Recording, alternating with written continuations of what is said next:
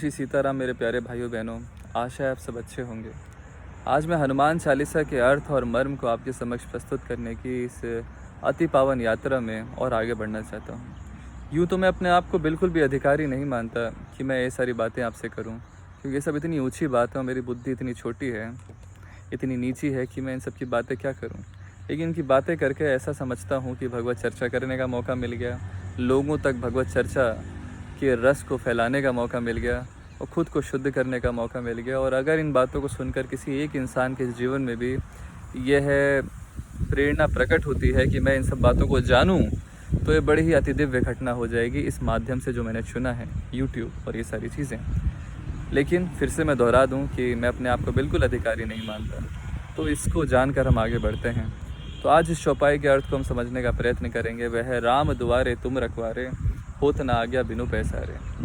यहाँ पे तुलसीदास जी ये कह रहे हैं कि हनुमान जी को जाने बिना, हनुमान जी के सानिध्य में आए बिना, यहाँ पे हनुमान जी किस चीज़ को रिप्रेजेंट कर रहे हैं? हनुमान जी को आप एक भक्त की तरह भी देख सकते हैं, एक गुरु की तरह भी देख सकते हैं, एक मुनि एक ऋषि की तरह भी देख सकते हैं, एक संत की तरह देख सकते हैं। जब तक हम किसी गुरु की, जब तक किसी संत की या किसी भक्त की या भगवत प्रेमी की या ऋषि या मुनि की शरण में नहीं जाएंगे, तब तक हमें गोविंद का पता नहीं लगेगा, तब तक हम राम से नहीं मिल सकते, तब तक हम श्री राम से, श्री कृष्ण से अपना सानिध्य नहीं जोड़ सकते, उनके प्रति हमारी प्रीति नहीं हो सकती और उनकी प्राप्ति नहीं हो सकती।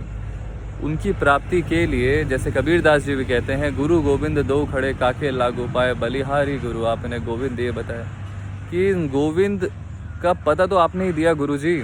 तो गुरु जी आप मेरे लिए सबसे महान है और आप मेरे लिए प्रातः स्मरणीय है। सबसे पहले मैं आपका स्मरण करता हूँ इसलिए क्योंकि आपके माध्यम से ही मुझे वो मिले। तो जो माध्यम है वो हनुमान जी हैं। हनुमान जी भक्त शिरोमणि हैं। हनुमान जी का चरित्र इतना पतित, इतना पावन है कि वो हम जैसे पतितों को भी कभी कल्याण कर देता है। हनुमान जी के चरित्र में जब आप प्रवेश करेंगे तो आपको वह सारे रहस्य पता चलेंगे जिसका इस्तेमाल करके आप अपनी यात्रा में आगे बढ़ेंगे। और वे रहस्य क्या है? रहस्य ये है कि भगवान का सतत भजन चलता रहे, निरंतर भजन चलता रहे, कि उस भजन के अलावा कुछ और चीज़ में रस आए ही ना, किसी भी विषयों की तरफ मन जाए ही ना।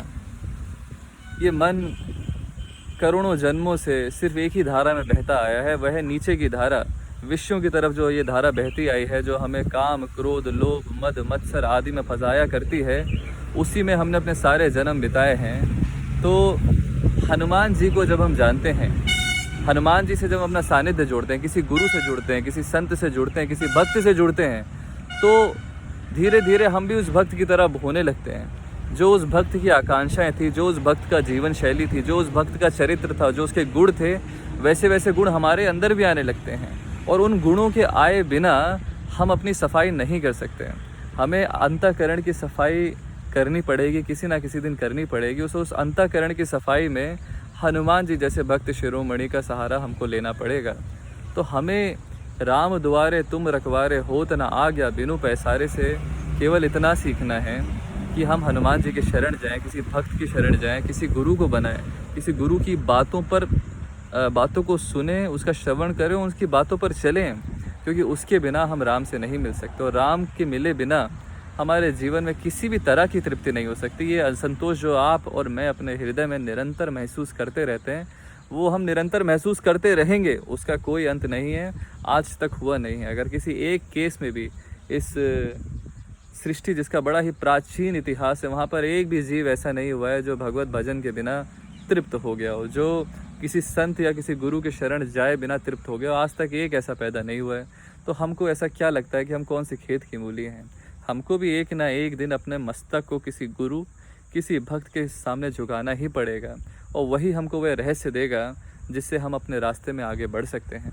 तो ये सब बातें सुनकर, इन सब बातों पे मनन कर कर हम उस हनुमान जी के बारे में चिंतन करें, उनकी हनुमान चालीसा पढ़ें, उनको राम का चरित्र सुनाएं, उनका भजन करें, राम का भजन करें, सीताराम सीताराम सीताराम सीताराम, राधे श्याम, जिस नाम में भी आपकी रुचि है उसका कीर्तन करें, उसका नाम जप करें। धीरे धीरे हनुमान जी की कृपा दृष्टि आप पर पड़ेगी, और जब उनकी कृपा दृष्टि आप पर पड़ेगी तो आपका मार्ग सुगम होता जाएगा। आपको पता चलता जाएगा कि अब आपको क्या करना है। धीरे धीरे साधन के प्रति, अब जब हम गुरु को पढ़ेंगे, हनुमान जी को पढ़ेंगे, तो एक साधन हमारे सामने नेचुरली आ जाएगा। और फिर धीरे धीरे जब हम उस साधन को करेंगे तो साधन में निष्ठा आ जाएगी कि हाँ यही साधन मुझे मेरे सारे दुखों से निकालेगा। और जब तक साधन में निष्ठा नहीं आएगी तो इंसान भला कैसे तृप्त हो सकता है, कैसे सुधर सकता है। तो ऐसे हनुमान जी का हम निरंतर स्मरण करें। उनका स्मरण करने से ही हमारे जीवन में कोई ऐसी चीज़ का जन्म होगा जो हमारी सफाई करेगी, जो हमें धोएगी, जो हमें दिव्यता से भर देगी, हमारे में वैसे गुण ले आएगी जिन गुण के सहारे से हम एक दिन राम जी को जान सकते हैं। तो ऐसे हनुमान जी का चिंतन हम क्यों ना करें, ऐसे हनुमान जी के शरण में हम क्यों ना जाएं, ऐसे हनुमान जी को हम क्यों स्मरण ना करें। अपने पूरे दिन में जितना भी समय आप वेकफुलनेस में रहते हैं, अपने मन की जो वृत्तियां हैं, जो चित्त की जो वृत्तियां हैं, उसको भगवान में लगाइए, भगवान के भक्तों में लगाइए, भगवान के चरित्रों में लगाइए और हनुमान चालीसा का पाठ करिए और उसके अर्थ और मर्म को समझकर उसका पाठ करिए। तो इसी के साथ मैं विदा लेता हूँ। जय सीताराम।